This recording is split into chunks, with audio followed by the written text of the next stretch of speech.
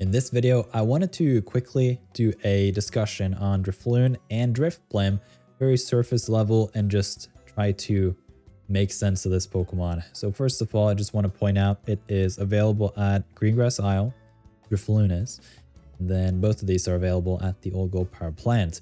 Now what's interesting with Drifloon being available at Greengrass Isle is it is 5 points to befriend, and it has corn at that first ingredient slot. This was pointed out by a number of you guys in the comments, and actually for free to play early on, if you decide on going for, let's say, the Vaporeon for the ingredient magnet, we can bring up the Vaporeon, then you need to have ingredients unlocked, at least collected once, in order to find them here in this skill. And so if you catch a Drifloon, it's 5 points at Greengrass Isle, and that is the earliest and cheapest ever.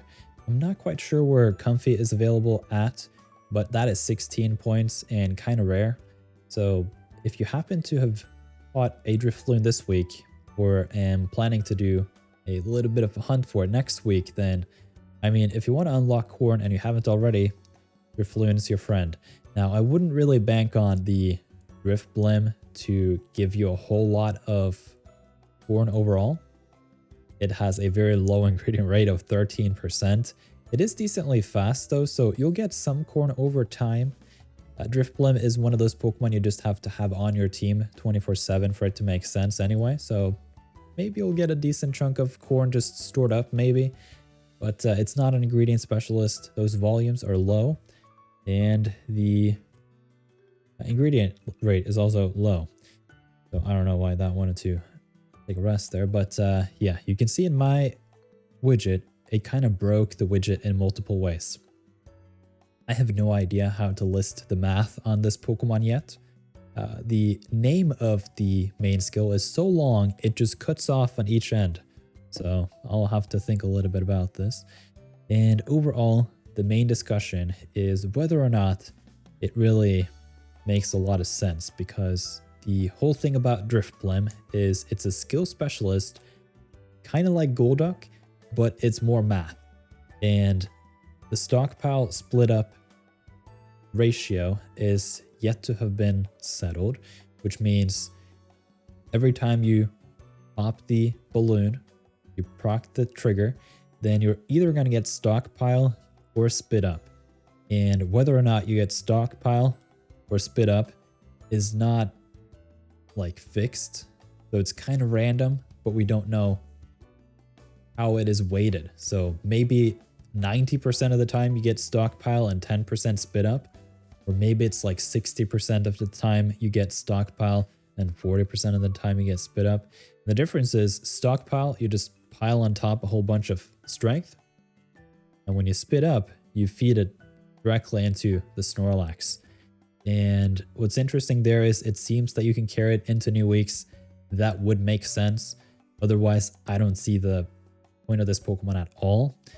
But as far as I know, that's the way that Golduck and the rest works. I think the only Pokemon that really doesn't do that is the Dedenne with extra tasty chance.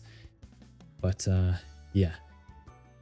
The thing with Drifblim is it's a lot of math, and it's also going to be quite expensive with those seeds.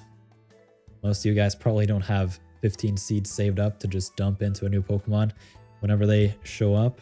And I don't know why my screen is so interested in going in the stream saver. I'll have to keep that in mind for later. So in my opinion, you have to do some very, very careful adjustments to your playstyle if you're going to figure out the Drifblim. Because one thing that they have listed here is, note, stockpile's number is counted separately for each Pokemon. If a Pokemon with stockpile is removed from your team, its stockpile number resets. So the Pokemon with stockpile has it reset if you switch it out. And so Drifblim will have to be on the team at all times. And at that point, you probably want some extra inventory, because that means you have to run it overnight. And overall, I don't know how those numbers compare to, let's say, a Golduck. where you don't have to run it overnight. You can combo it with Suicune, and it's just a Pokemon that's a little bit easier to understand. Now, could Drifblim gain a lot of favor in the future? Potentially. I personally was very negative on the Dedenne early on.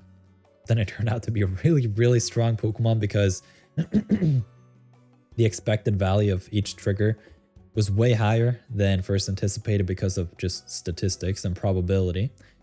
But in addition to that, the Dedenne is cool because, let's see, the Dedenne. Let's put Ampharos in here too, just so we have a decent comparison here. There we go. The Dedenne and Ampharos are basically quite similar, but what you can do with the Dedenne is if you cook big meals, those Tasty Chance S triggers are quite valuable. Let's say you cook a meal that usually is around 40,000. That's a pretty big meal. Now, each trigger at level 6 there is going to be 10% expected value of that. But that's actually not true because of probability. So it's closer to like 17%. And 17% of 40,000 is a big number. You can see that it's above what Ampharos would be producing if you can cook that 40,000 meal every time, you know?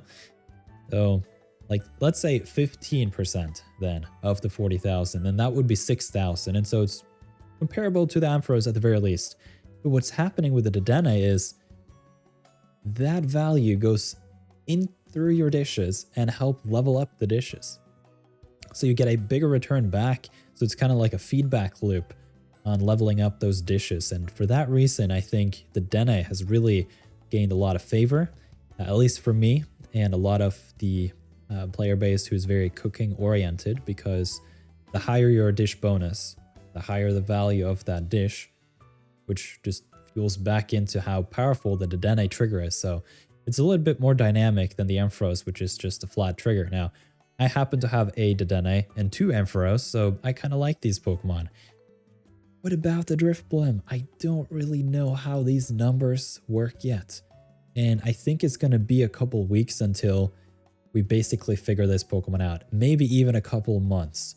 Just, here's my recommendation. You may, if you like Drifblim, I would say just, you can hunt it. It's probably a bit of a more rare Pokemon. I don't think they will do the whole only on Fridays thing. I think that was just for the launching of it.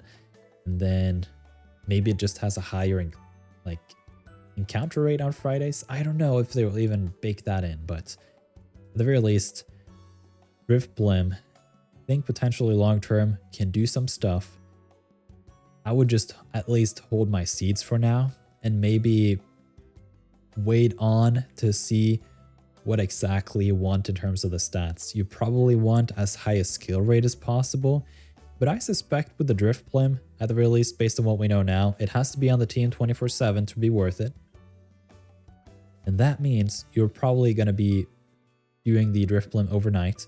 And at that point, I don't know if you would want max skill rate because you can't really utilize it. And at that point, maybe you want the Berry Finding, Inventory, Skill Trigger M, Skill Up, Nature, and call it a day.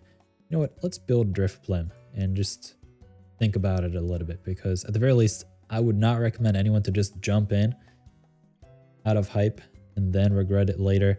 Let's say we put 1,000 hours into the Drifblim, and I have not made my macros yet, so this is gonna just have to be like this for a while. Let's say we put a Careful Nature on it. That is main skill chance up, and oh man, am I not happy with this sound. Come on, man. All right, let's say we put the Berry Finding on it because we're helping bonus. Helping bonus overall would probably be the very, very best. You probably would want some inventory, although we can put that at level 50. And the skill trigger M. I think something like this could be optimal for the Drifblim. But here's the problem. We don't know yet how those numbers work out, how it is practically going to be used on the field. That was a problem with Golduck for the longest time. Like, it simply had too high a skill rate to really make sense because there were no banked triggers, but once banked triggers came out, Golduck received a huge boost. I made a couple videos about Golduck a couple weeks back, which you can dig up. You can leave a comment here on this video if you can't find it, and I'll dig it up for you. But essentially, maybe I'll pin it to this video because it's kind of interesting. I made a whole spreadsheet on just the probability of losing out on that third trigger after you've banked 2 triggers on the Golduck. Basically, it was unusable before. Meanwhile, now you can actually kind of neglect the game for maybe up to an hour if you want to play like super strictly optimized.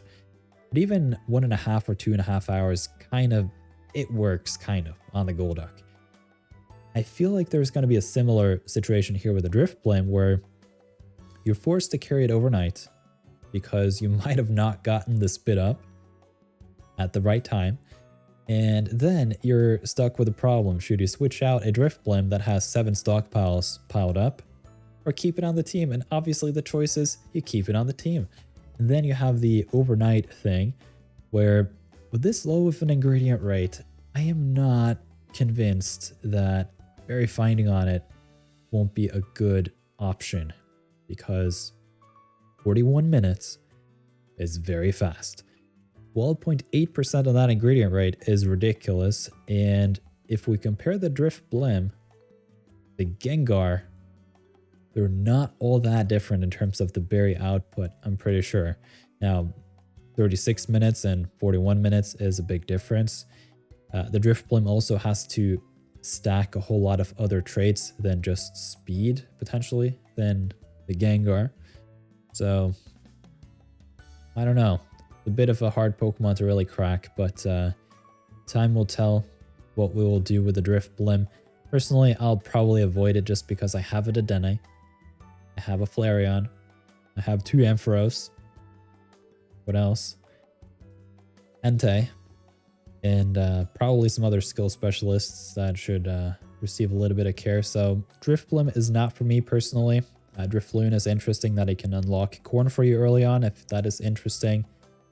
But overall, I also don't think Drifblim is a bad Pokemon per se. It's just hard to really figure out the optimal meta. So if you really like Drifblim as a Pokemon, and you also would want to use one rather soon, I think just circling back to the gold standard of skill specialists will help you out almost no matter what. You want the skill up nature. You want at least skill trigger M. Preferably also skill supported trait in the speed. And then some inventory. So main skill chance up nature, skill trigger M, speed M, and some inventory. That's like the goal. Like if you find something like this, almost no matter what, that's just going to work on a skill specialist. So that's the general advice there. But on the old Go Power plant where the Ghost Berry is favored, maybe this makes sense. So let me know in a comment what you guys think about Drifblim and Drifloon. And maybe we can have a thorough discussion in the comments here. We've already talked at length about this in the nirtheart Discord, and I don't think this discussion is going to stop anytime soon. So just wanted to drop my first impressions here on the Drifblim, and then we'll make a more in-depth guide in the future when we understand the ratio between stockpile and spit up. And we also have delved a little bit deeper into the math behind these values that we're actually stockpiling. I think select button has done something clever here with the numbers, but sometimes they do drop the ball and release Pokemon that are just dead on arrival. I don't think that will be the case here with the Drifblim, but you never know. So for now, hold your resources, be a little bit strategic, and then eventually we'll figure this out. So thank you very much for watching. Hope you've enjoyed this video, and I'll talk to you again in another video. Yeah.